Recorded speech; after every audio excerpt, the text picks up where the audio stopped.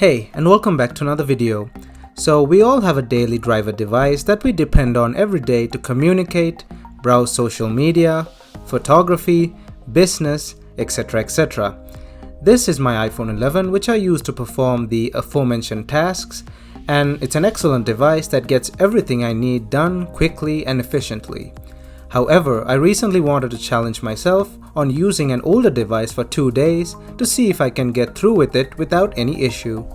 The phone I picked for this challenge is my Sony Xperia M2 Aqua from 2014, which I did use alongside my iPhone 11 as a secondary phone before replacing it with my Moto E5 Plus. It's a mid-range smartphone from 2014 and is decently fast enough for this challenge. This particular Xperia M2 is damaged with a cracked screen and a body held together by tape, and was purchased broken with water damage. I managed to fix it, and you can find a video on that in the card above and down in the description below. So then I turned off my iPhone 11 and put it away for 2 days. Well, I'm just kidding. I needed to keep my Apple Watch working and do my Apple Fitness challenges, which I take really seriously. However, I avoided using it unless only it was to swap watches and add calorie intake to my fitness apps. So now let's get into seeing what it's like for me to use this 6-year-old device in 2020 as my main daily driver for 2 days straight. But before that, don't forget to hit that like button and check out my channel, and if you like what you see, please consider hitting that subscribe button. Also hit that bell notification button to get notified whenever I upload a new video. I'm also on Discord and Instagram, to which I post teasers and behind the scenes and other stuff that I don't post here on YouTube too. You can find me on those using the links down in the description below.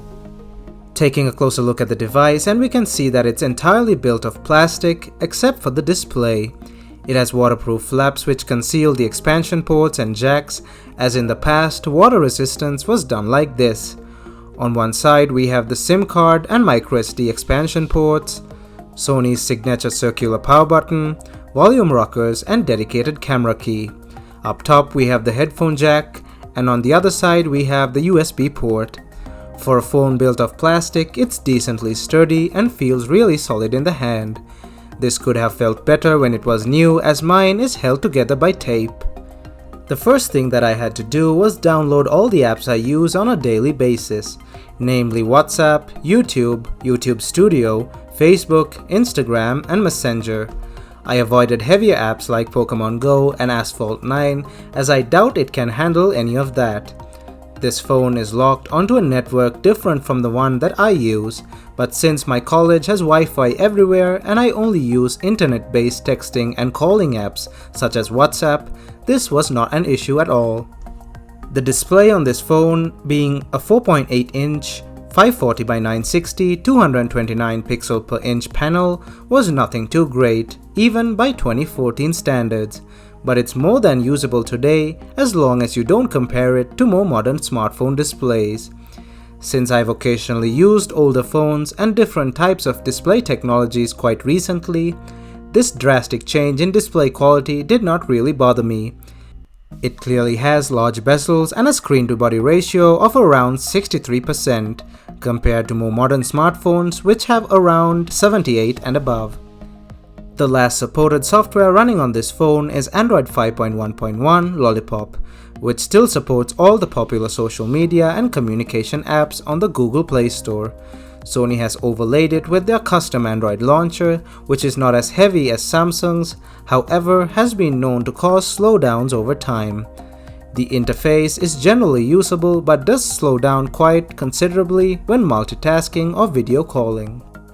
Having too many apps installed slows it down even further, and the pre-installed blow taps don't help either. Also, unfortunately, the apps cannot be transferred to a memory card without some mods, so I was stuck with the built-in 8 gigs for storage.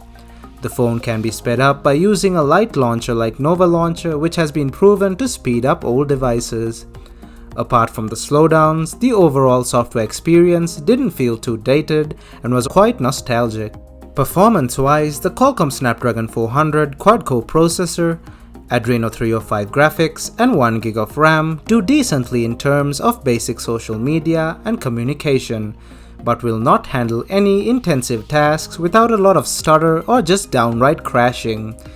This is expected at this age, and even at its time, this phone was not meant to handle too much work as it was a mid-range smartphone.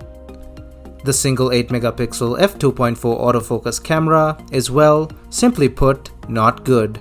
Here are some samples, and as you can see, the photos are badly exposed and very dark. The camera also had trouble focusing. All this may be due to the fact that the phone was water damaged at one point, which affected the camera in some way or another. The 1080p video at 30 frames per second is no different either. After a few hours into the first day, I just stopped using the camera in general. The front camera, well, here's a sample which speaks for itself. Additionally, the M2 Aqua was once an IP68 rated water-resistant device, hence its name. This was a time where, instead of waterproofing the ports, manufacturers just covered them with water-resistant flaps. However, after all these years and damage, it's clearly no longer water-resistant, even to a little moisture. Its lack of a fingerprint scanner or facial recognition was probably the most annoying thing of all, as over time I've gotten used to these fast unlock methods. The next best thing was Android's pattern unlock feature. The 2300 mAh battery lasted through most of the day, but I can imagine it dying a lot faster if the phone was put through heavier tasks.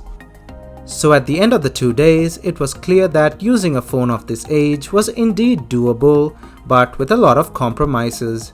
I can imagine that if it was a flagship device from the year 2014, such as the Xperia Z2, iPhone 6 or Galaxy S5, the use experience would be way better as flagship devices age better in terms of software and support. This was a fun experience, but I'm glad to return to my iPhone 11 until the next time I try something like this again, which won't be too long as I've already picked out another phone from 10 years ago, so until then, stay tuned.